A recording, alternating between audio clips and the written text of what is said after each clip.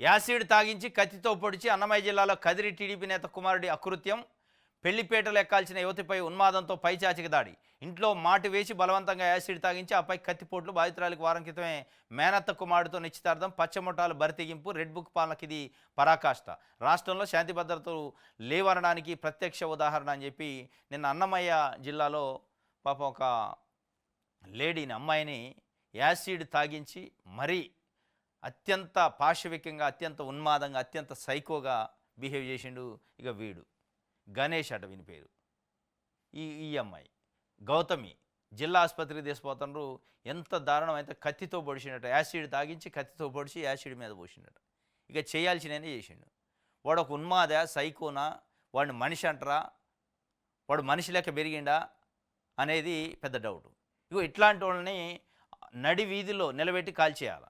ఇక దీనికో ఇక ఇచ్చిన టీడీపీ ఎమ్మెల్యే షాజా ఖాన్ బాషాతో నిందితుడు గణేష్ తండ్రి మురళి అట. ఈ గణేష్ అనేటువంటి తండ్రి మురళి తెలుగుదేశం పార్టీ ఎమ్మెల్యేలకి అత్యంత సన్నిహితుడట. ఇగో ఇక్కడ కదిరి టీడీపీ ఎమ్మెల్యే కందికుంట వెంకటప్రసాద్తో నిందితుడు మురళి. సరే, ఇప్పుడు తెలుగుదేశం పార్టీయో లేదా ఇంకో పార్టీతోని సంబంధాలు ఉండొచ్చు, వాళ్ళ నాయనకో వాళ్ళ బాబాయ్కో ఇంకోడుకో. కానీ ఎమ్మెల్యేలతోని ఎంపీలతో ఉండొచ్చు, మంత్రులతోనూ కూడా ఉండొచ్చు. కానీ ఏ మంత్రి ఏ ఎమ్మెల్యే యాసిడ్ పోయి కత్తితోని పోడు యాసిడ్ తాగిచ్చని చెప్పడు. కానీ ఇక్కడ ఏమవుతుందంటే తెలుగుదేశం పార్టీ అధికార పార్టీ నాయకులకి అత్యంత సన్నిహితంగా మా నాన్నో లేకపోతే మా బాబాయో మా మామ ఉంటాడంటే వీడికి కొమ్ములు వస్తాయి. ఈ చేసేటోడికి ఏమైందంటే కొమ్ములు వస్తాయి. వాళ్ళు ఏం చెప్పరు ప్రత్యక్షంగా. నువ్వు పోయి దాడి చేయి నేను చూసుకుంటాను ఏ నాయకుడు చెప్పడు. దట్టు మహిళలపైన అమ్మాయిలపైన దాడి చేయండి, అత్యాచారాలు చేయండి అని ఎవరు చెప్పరు పొలిటికల్లో ఉన్నోళ్ళు. ఒకవేళ పొలిటికల్ రైవల్ ఉంటే, రాజకీయ గొడవలు ఉంటే అది చెప్తారేమో తప్ప ఇది చెప్పరు. కానీ ఇక్కడ ఏమవుతుందంటే నారా లోకేష్ గారు యువగాళం పెట్టి నేను రెడ్ బుక్ రాస్తాను అందులో పేర్లు ఎక్కించిన అన్నాడు. ఇక మళ్ళీ కుర్చీ ఎక్కిన కానించి కూడా అదే అంటుండు. రెడ్ బుక్లో ఉన్న పేర్లను బయటికి తీస్తాను, రెడ్ బుక్లో చాప్టర్ 1, చాప్టర్ 2, చాప్టర్ 3 అని చెప్తుండు. చెప్పుకుంటూ భయభ్రాంతులకు గురి చేస్తూ ప్రతిపక్ష పార్టీ నాయకుల్ని, కార్యకర్తల్ని, సోషల్ మీడియా యాక్టివిస్టులని, జర్నలిస్టులని అనేక అక్రమ కేసులు పెడుతూ బెదిరింపులు చేస్తూ పోలీసుల్ని గుప్పెట్లో పెట్టుకొని పోలీస్ యంత్రాంగం ఒక రకంగా పని చేయకుండా చేస్తాను. అంటే ఎక్కడ వాళ్ళు డైరెక్షన్ ఇస్తే దాని ప్రకారం చేయాలి.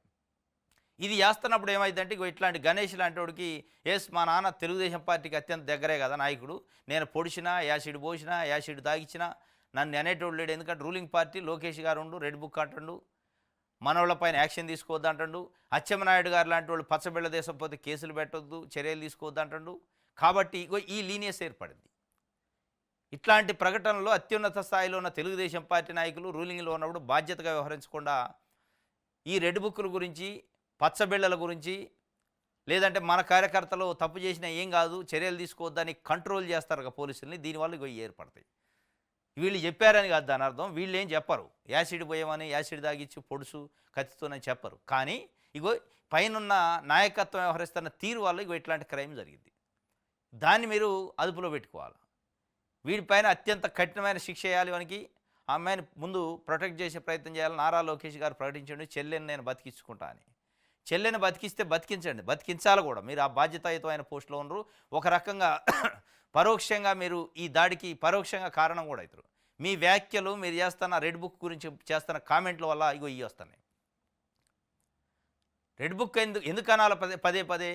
మీకు రూలింగ్ పార్టీ ఇచ్చారు, మీరు ప్రజలకు పనిచేయాలి. ఎవరైనా తప్పు చేసిన వాళ్ళు తప్పులు మీద చర్యలు తీసుకోండి. పదే రెడ్ బుక్లు ఏంది రెడ్ బుక్? దీనివల్లనే జరుగుతాయి. కాబట్టి మీరు ప్రత్యక్షంగా లేకపోయినా పరోక్షంగా మీ వ్యాఖ్యల కారణంగా ఇట్లాంటి ఆకతాయిలు, సైకోలు ఉన్మాదంగా తయారయ్యి దాడులు చేసే ప్రమాదం ఉంది మీ కార్యకర్తలు, మీ చుట్టూ ఉండే నాయకులు, చుట్టూ ఉండేవాళ్ళు. కాబట్టి మీరు అవి బంద్ చేసుకోవాలి. బంద్ చేసి ఓపెన్ ప్రకటన చేయాలి, బహిరంగ ప్రకటన చేయాలి. తెలుగుదేశం పార్టీ నాయకుడు కొడుకైనా ఉరికమ్మం ఎక్కాల్సిందే, కఠినమైన చర్యలు తీసుకుంటూ ఇట్లాంటివి చేస్తే అని చెప్పట్లే ఆయన.